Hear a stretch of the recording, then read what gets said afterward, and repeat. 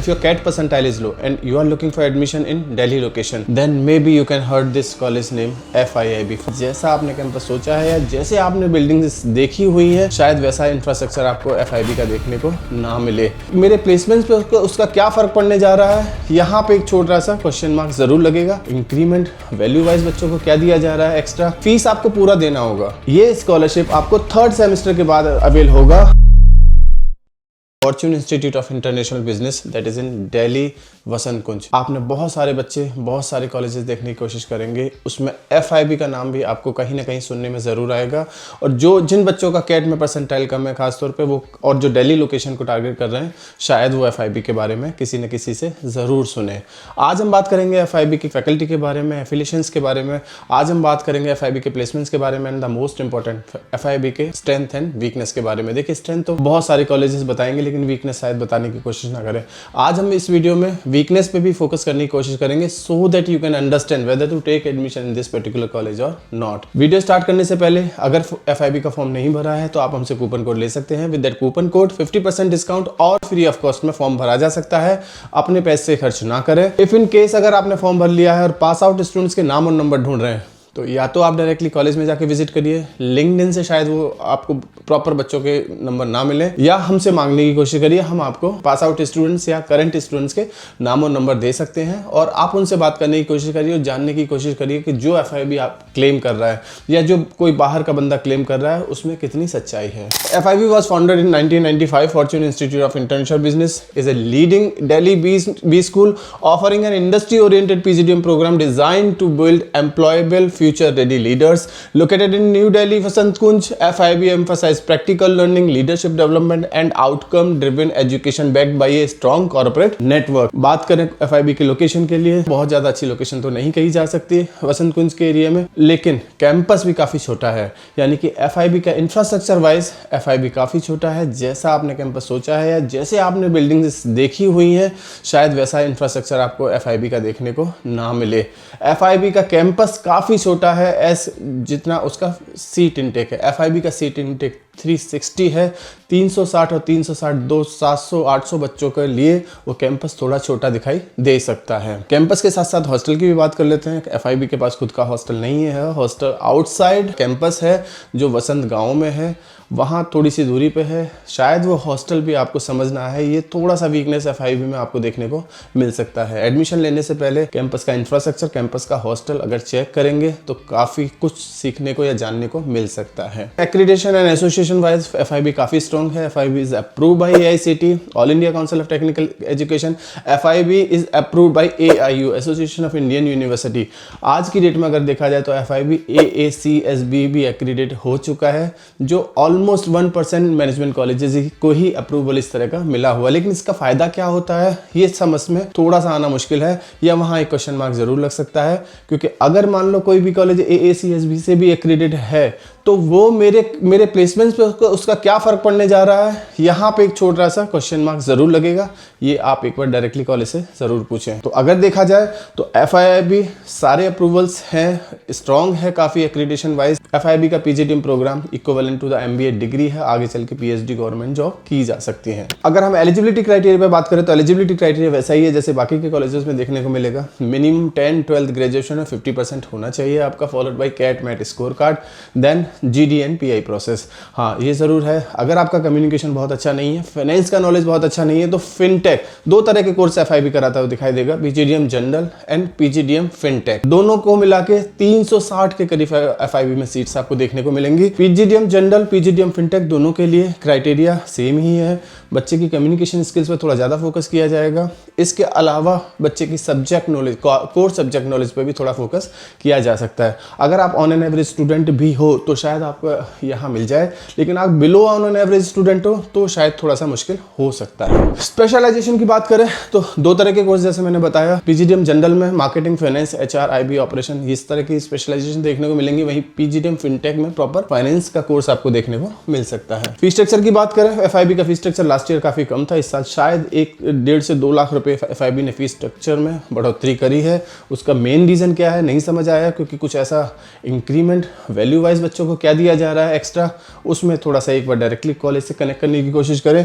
FIB का fees structure इस साल का 26-28 बैच के लिए FIB का 2 साल का फीस 12,85,000 है, जो ऑन अ हायर साइड मुझे दिखाई देता है according to their infrastructure, their location and their brand value. और अगर वो देखा जाए तो प्लेसमेंट वाइज भी FIB का fees structure on a higher side मुझे दिखाई देता है, मुझे लगता है। अब देखिए बात करते हैं स्कॉलरशिप की। FIB मल्टीपल स्कॉलरशिप आपको ऑफर करेगा, एकेडमिक बेस पे, वर्क एक्सपीरियंस बेस पे, अचीवमेंट बेस पे, स्पोर्ट्स बेस पे, कॉम्पिटिटिव एग्जाम स्कोर, इस कॉम्पिटिटिव एग्जाम बेस पे, डाइवर्सिटी एंड इंक्लूसिव बेस पे। लेकिन कि FIB at a time of admission आपको स्कॉलरशिप ऑफर तो कर देगा, लेकिन एट ए टाइम आपको देगा नहीं। वो बोलेगा कि ये स्कॉलरशिप आपको 3rd सेमेस्टर के बाद या 4th सेमेस्टर के बाद ही आपको रिसीव करेगा ऑन ए चेक, यानी कि फीस आपको पूरा देना होगा। ये स्कॉलरशिप आपको 3rd सेमेस्टर के बाद अवेल होगा, वो भी चेक के रूप में, लेकिन केवल उन बच्चों को होगा जिनका 1st semester, 2nd semester, 3rd semester में प्रॉपर CGPA मेंटेन किया, यानी कि 7 से 8 CGPA जिन बच्चों ने मेंटेन किया, उन्हीं बच्चों को ये स्कॉलरशिप दिया जाएगा। यहाँ मेरा एक छोटा सा क्वेश्चन है कि अगर आपने स्कॉलरशिप देना ही 3rd सेमेस्टर के बाद है, तो अभी से उसको डिक्लेयर करने का क्या मतलब है? लेट सपोज मैं एक स्टूडेंट हूँ और मुझे स्कॉलरशिप बेस पे ही पढ़ना है, मेरा बजट उतना नहीं है जितना FIB का फीस है, तो मैं क्या करूं? मुझे कैसे समझ आएगा कि ये जो मुझे स्कॉलरशिप आज दी जा रही है वो 2 सेमेस्टर के बाद या 3 सेमेस्टर के बाद मुझे मिलेगी या नहीं मिलेगी? अटेंडेंस बेस पे बहुत सारी कई कॉलेजेस काफ़ी चालाकी दिखाने की कोशिश करेंगे स्कॉलरशिप में।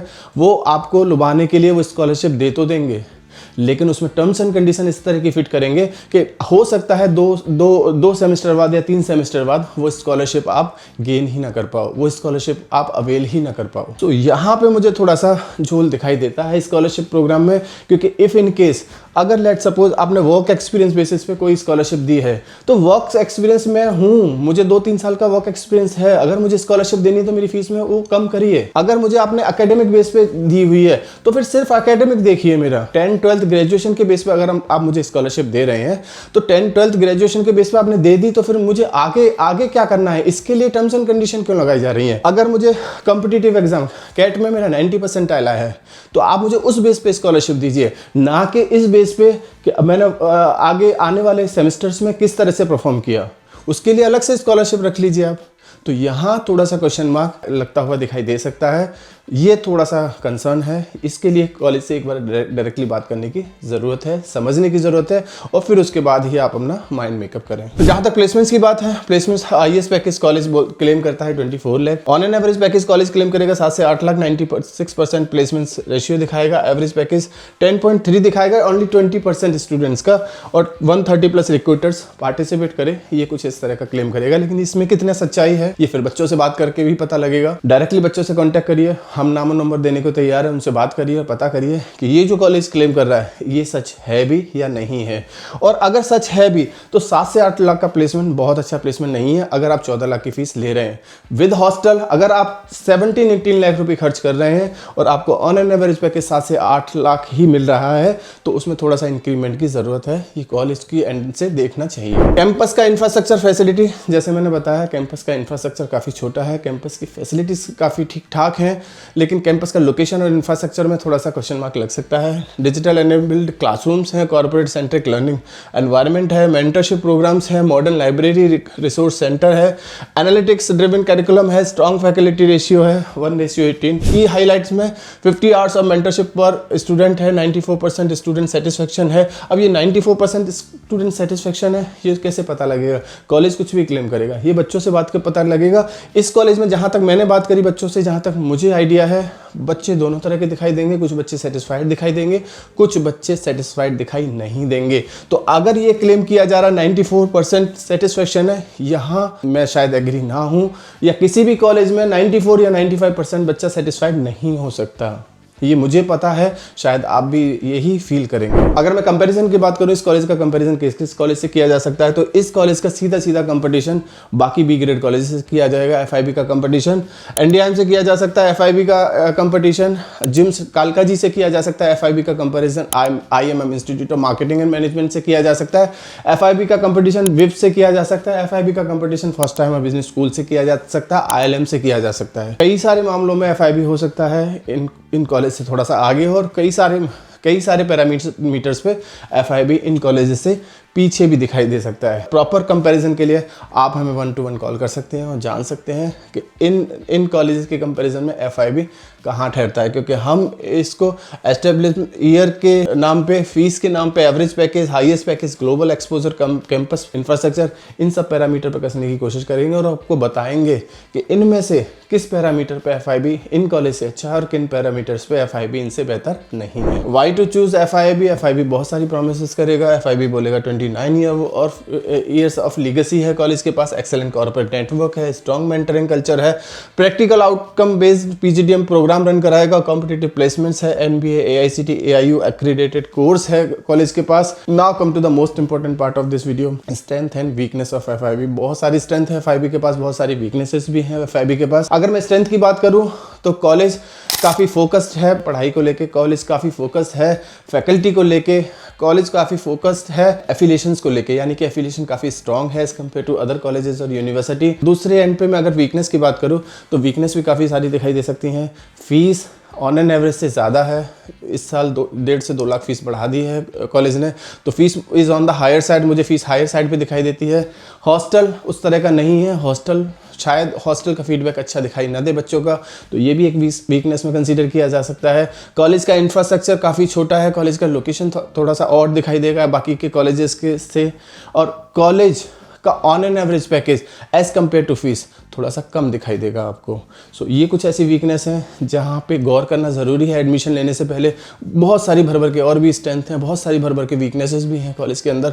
उसके लिए स्क्रीन पे नंबर है, इस नंबर को कभी भी डायल व्हाट्सअप करिए so that you can connect directly to the students, और हमसे भी जानने का मौका मिलेगा कि FIB है कैसा। छोटा सा वीडियो है, वीडियो के थ्रू शायद ही वो बातें हम आपको बता सकें जो कॉल पर बता सकते हैं। उसके लिए आप हमें कभी भी कॉल या व्हाट्सअप कर सकते हैं। Thank you, thanks a lot.